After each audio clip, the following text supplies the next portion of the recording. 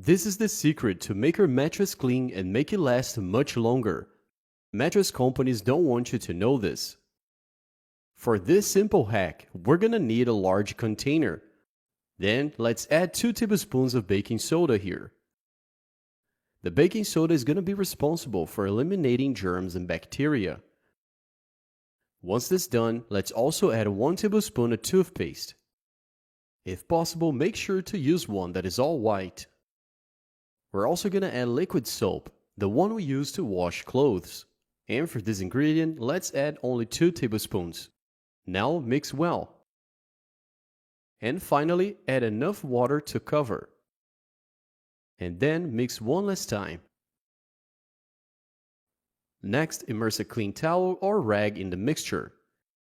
And then remove all excess by wringing it out, because we want it to be damp and not soaked. Once this is done, place the cloth on the mattress and then put the iron over it. Now simply wrap the cloth around it and then iron over the mattress. This mixture will leave your mattress clean, fresh and germ-free. And best of all, you won't need to let the mattress dry in the sun, because by ironing the mixture, it's gonna dry it immediately.